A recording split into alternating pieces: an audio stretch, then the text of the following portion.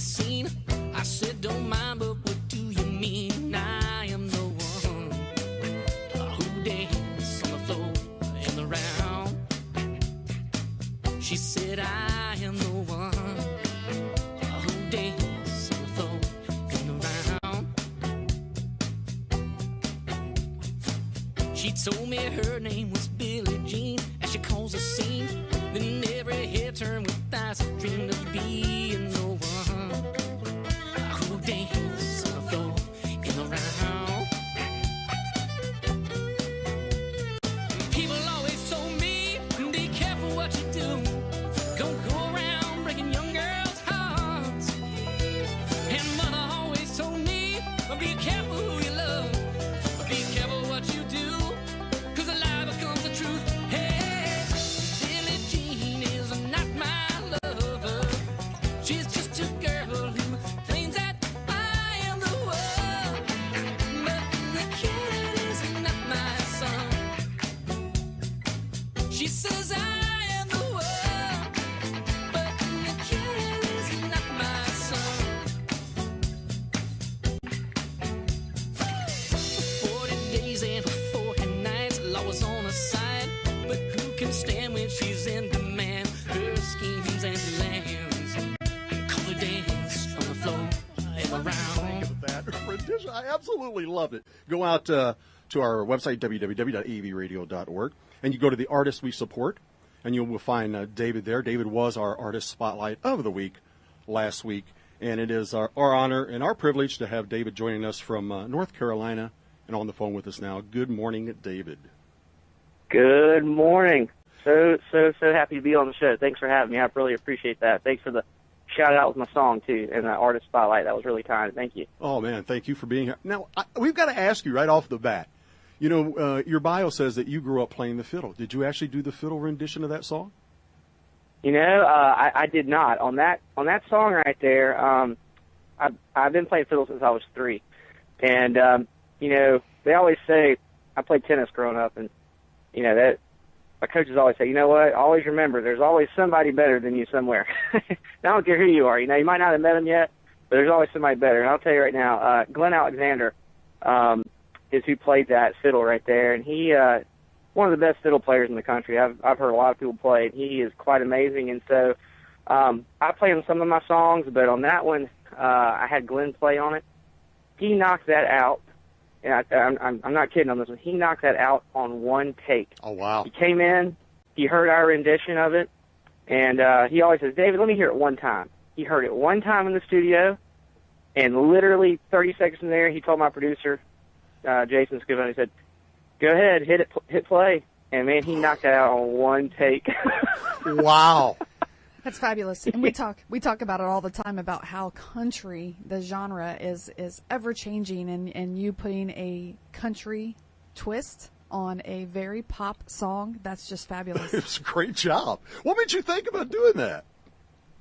Well, you know, I'm a big Michael Jackson fan, and as are my kids, and I always loved his music. And, you know, I just it was a few years ago, and I said, you know, I want to redo a Michael Jackson song. You know, there a lot of people have tried to do them, and I've heard some great ones. But you got to be careful when you're redoing. Oh yeah. You know, songs by people of that stature, and so Billie Jean's always been, you know, one of my very favorite songs, and so called up my producer. I said, I want to do Billie Jean, and he said, hey, let's give it a roll. And when I was a kid, I always sing it at karaoke and stuff like that at parties and stuff growing up, and we put it together, and it's a crazy story how the whole thing took place. So we put the song together, and Billie Jean's a long song. It's probably, oh gosh, right at 5 minutes. The real 5+ minutes, right? Yes, it is. We went ahead, and what we tried to do at first is try to go step by step and recreate the whole song country-like. And that particular song, there are so many layers of it. It took a long time, and so we put it together, and it was about the same length. And at that time, another North Carolina native, Jimmy Wayne, who has become a good friend of mine, Jimmy and I had become friends on Twitter.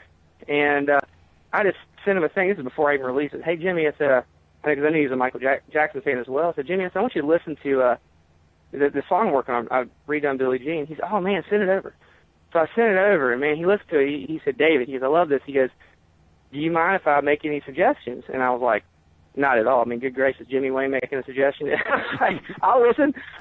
So he said, look, he said, this song is rocking, but I want you to make it your own song. So don't feel like you need to have it the exact same length as the original. He said, you know, cut it down here. He gave me about 5 or 6 steps to do, and went back in the studio, and we completed those and sent it back to him, and he was so excited. He said, this is great. And that's kind of how the whole thing happened. So, wow. You know, we released it, and, man, it's just really, it's been a good one. And we put, Sony agreed to let me release it actually for sale, so it's on iTunes now. And, you know, it's been a fun song to get out there and let the people hear. So do you, when you do your quote unquote your country concerts, do you always include that with it? Yeah, that's one that you can't leave out. This is a fun one. Everybody loves that. You know, it's one of those songs. It's, you know, the first 2 seconds of the song, people know what song it is. You know, right. I mean that bass line is recognizable worldwide. So doo doo doo. I mean, everybody knows that immediately. Oh, Billie Jean. So yeah, I've always been a big fan. My brother and I go to this. There's a cover band called Who's Bad, and they play all across the country, and they're Michael Jackson cover band. Man, they are unreal, and they were just here I think a month ago. But they're awesome, and so, you know, always been a MJ fan, and I think I'm going to redo some other songs from his in the future. Well, that sounds cool. You have a lot of great tunes and great music on your album. Is there another song that sticks out that you just enjoy playing at your shows? Or You're very sweet. Thank you. You know, there are always, you know, a couple that I'm always going to play. They're fun. And then, too, I like drawing emotion out of people, and so I've always got, you know, one of my songs that's kind of like a go-to for me is a song called He Made You, which is a song about my children. And so I always sing that. And then on a completely different side of the pole, we got To Hell With Your Love, which is just a real rocking song. Mm-hmm. And, you know, people really love that in concert. So I always play those two. But, you know, I write so much, sometimes I forget, you know, I've written a song. People say, hey, can you play this song? I'm like, you know what?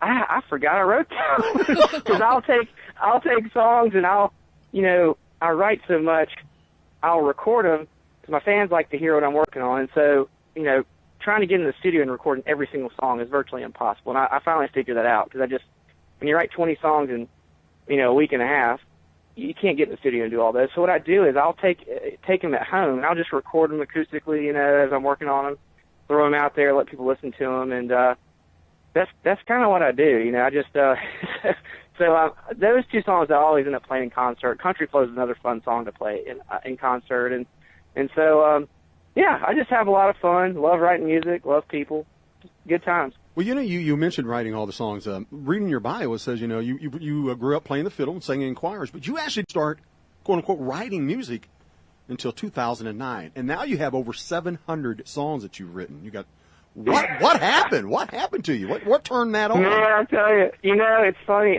They always say there's got to be a catalyst, you know, sure, for songwriters, and just, you know, back in into 2009, really. I mean, I didn't really actually start recording until about 2010, and just, you know, I'm still in the real estate market.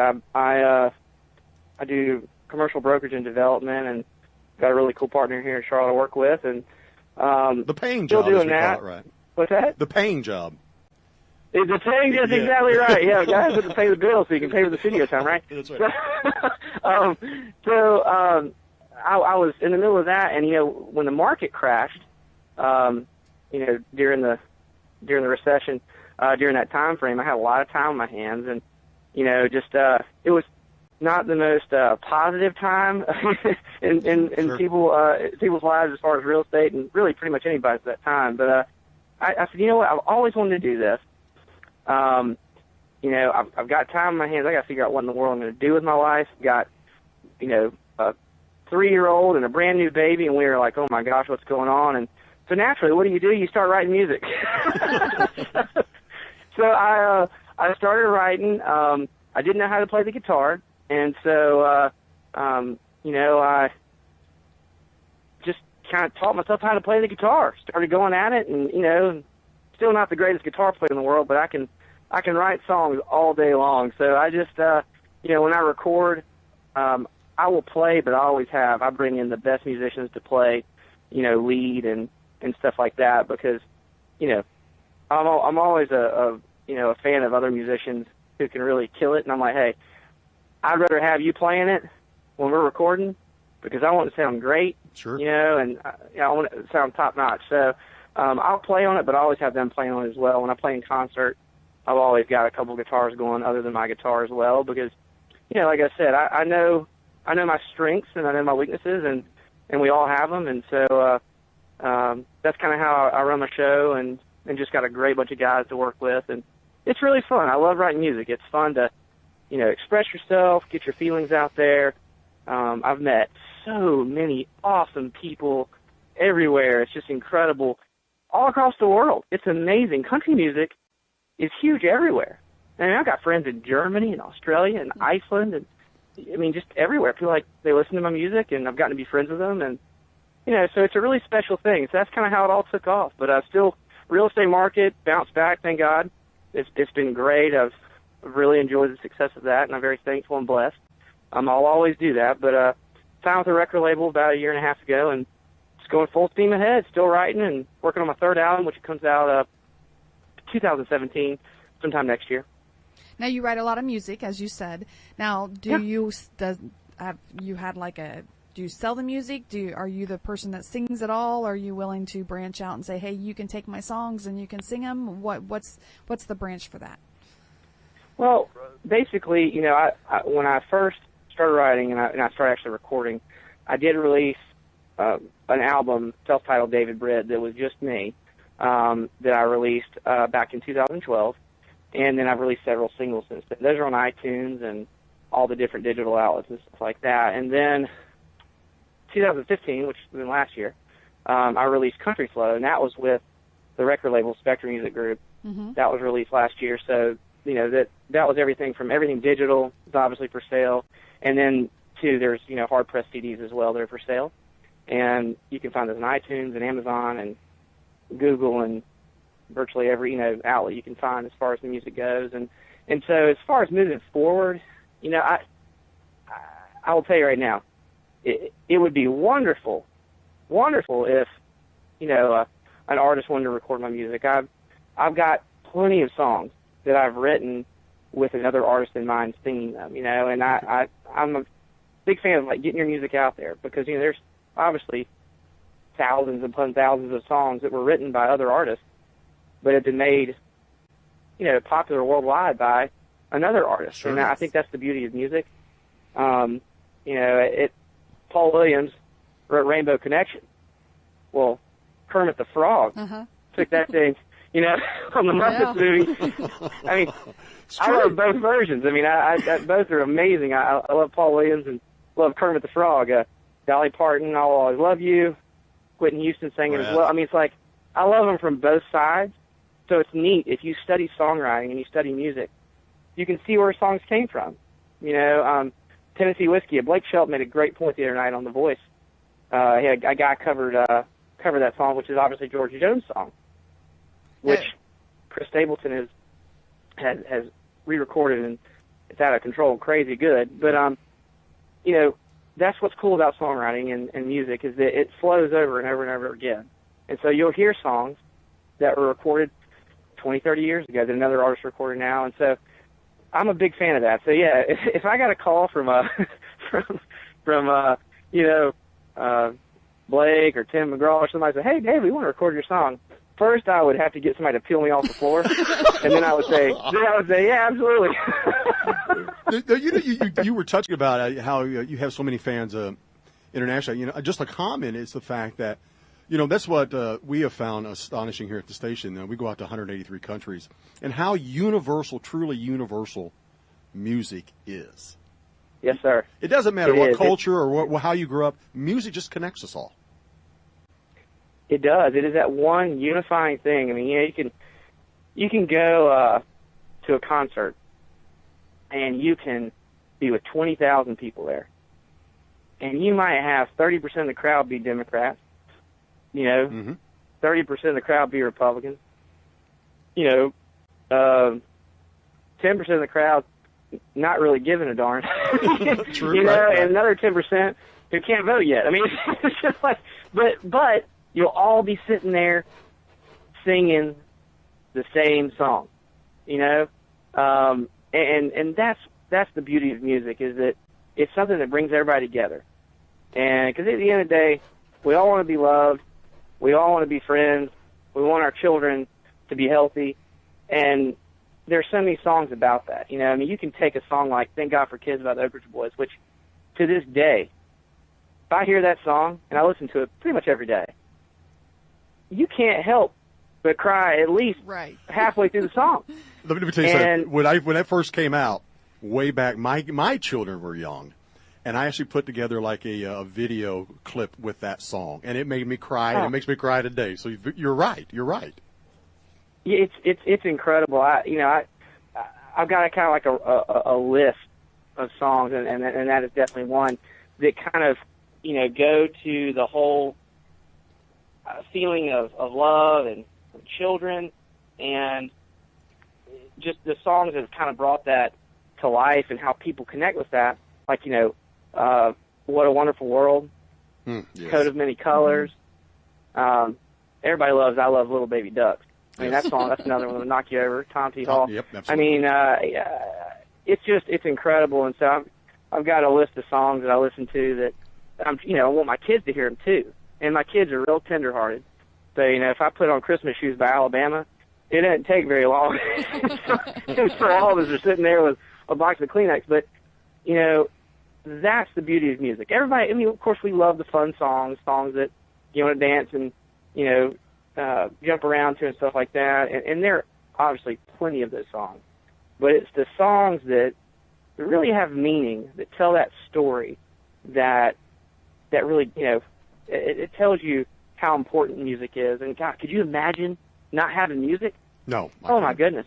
What a boring world. We got to have music, that's so important. And so it's so important to support, artists of all genres, and not just, the guys you hear on the radio 24 hours a day. Support the guys who are writing those songs. Absolutely. The guys who are playing down at the coffee shop in front of 10 people. Yes. That's where it all starts. And if we keep supporting that, keep supporting the arts, that's so important.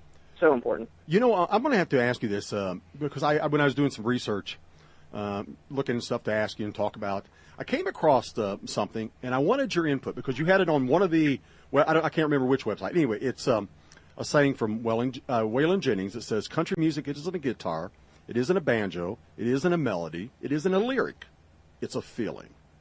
Now you had to be thinking something when you chose to put that on a website. It's one of those things where, and there's been plenty of artists who've said the same kind of words and put them together in different ways. But it's a feeling. It's different than turning on a pop song, which I like pop music too. Nothing against that, but to get into a frame of mind where you feel the lyrics and it touches you all over your body, it hits hard in your heart, in your gut. And when you have that, you've got something special.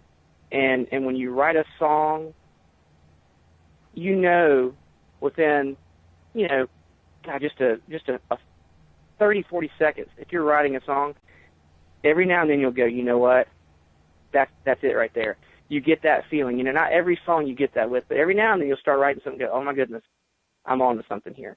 And that is such a huge thing. And so, yeah, country music is a feeling. And Blake Shelton on the other end on The Voice, he was talking about, how protective a lot of people are of country music and why it's so important. While obviously music does expand, just like cities, things grow over time.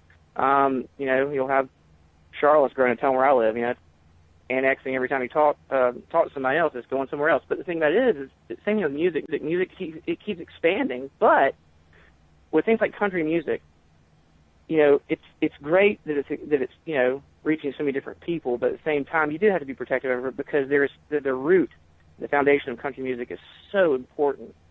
Because if you look at the people who really brought it to where it is today, those who've made it possible for us to be where we are today, singing, you've got to protect that because you don't want to lose its, you don't want to lose its feeling.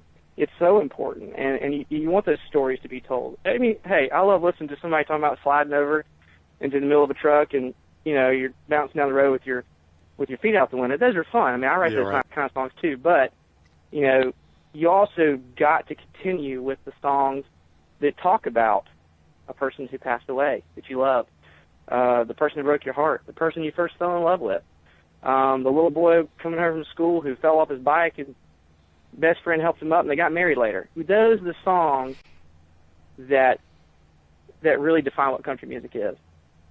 So I'm a big fan of that, and I think you gotta really watch after that.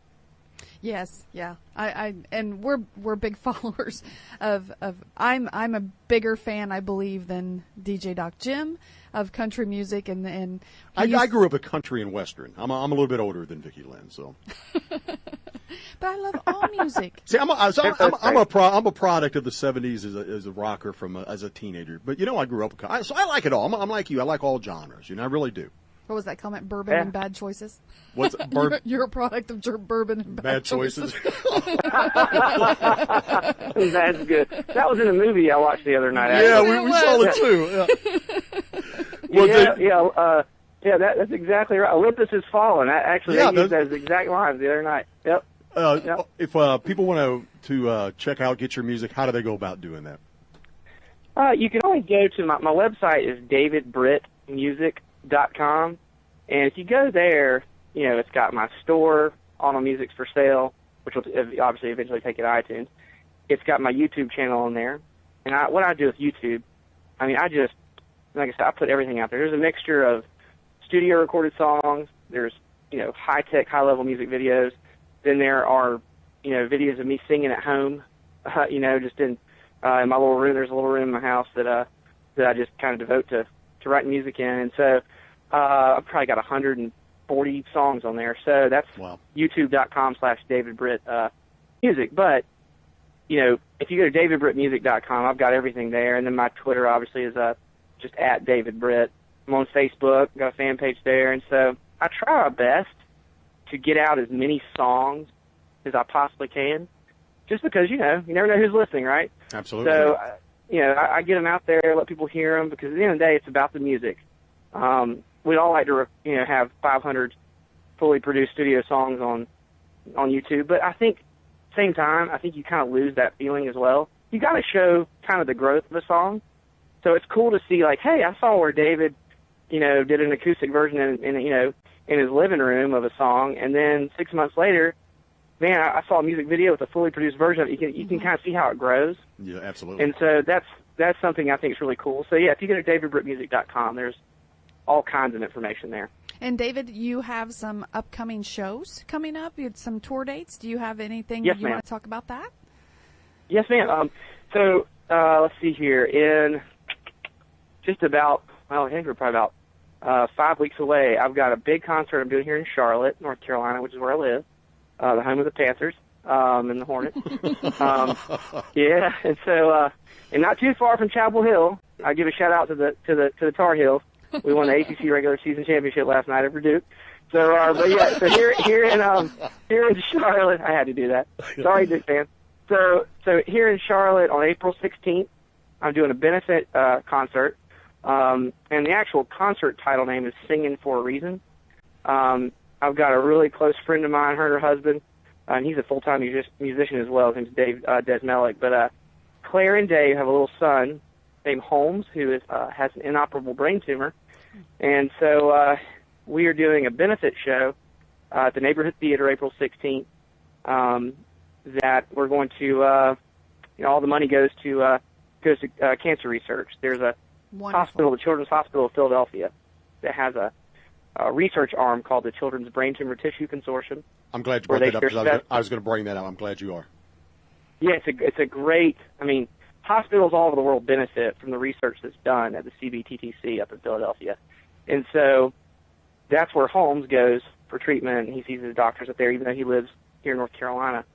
And so all the money from ticket sales and sponsorships and donations, et cetera, go to research. And so it's a internally funded event. So it's not like an event where we're, paying for 50 different things and then some of the money goes. It all goes there. And we've already raised, I think we're near $12,000 now. That's amazing. Already that's gone to the hospital. And so I have that show April 16th. I'm playing with my band. Jason Scavone, who's my producer, will be playing with me. Stefan Colander from Bubonic Funk will be playing lead guitar that night. Actually, their drummer as well will be playing with me. And then Reed Coobs, who's here from Charlotte. She's got one of the most beautiful voices you've ever heard. She sings Sweet Memories with me on my album. She'll be playing. And then Dave Desmelik, who is actually Holmes' father, the little boy who has the brain tumor, he'll be playing that night as well. And so I've got that show then. You can find out about it on singinforareason.com.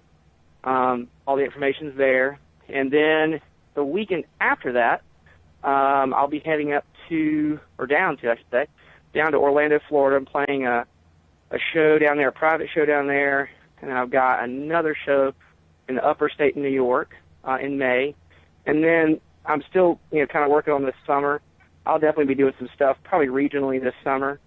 But right now, I've been doing a lot of radio stuff, TV shows, playing, here and there, and just going to get my music out there. But I'm really excited about the April concert. I mean, that's a big, big deal. So because it's for such an important reason, and it's been cool. A lot of people have rallied behind it. My awesome friend, brother from another mother, Joe Vonsel, from the Oakridge Boys. He's been so awesome and helping me get the word out about the event. It's been really cool to see what he's done with that. It's been really awesome. A lot of other artists have gotten behind it. Mary Sarah, who's on The Voice the other night, she's such a sweet, sweet girl, so talented. She's helped me out with getting the word out about that as well on Twitter. So, hats off to those two great people. But, just, continue to work my rear end off as much as I can. I've got two beautiful children who, we've got running all over the place playing soccer and baseball and basketball and karate and everything else. So I'm doing that too. So never a dull moment, right? But well, I tell you what, it's fun. Now, David, quick question for those of us who don't live in North Carolina and we would love to donate or contribute. Is there? I know you said the website. Is there another way to do that, or is that just the only way to give money and support for the event? Sure. The easiest way is to go to SINGINFORA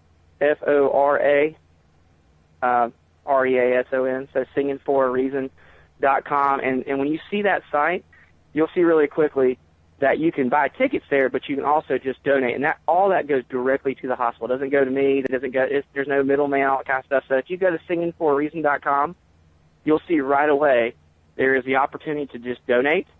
And that money goes directly to the Children's Hospital of Philadelphia, and they take that money and put it into research, and you immediately will get a receipt and an email back that will let you know that you made your donation.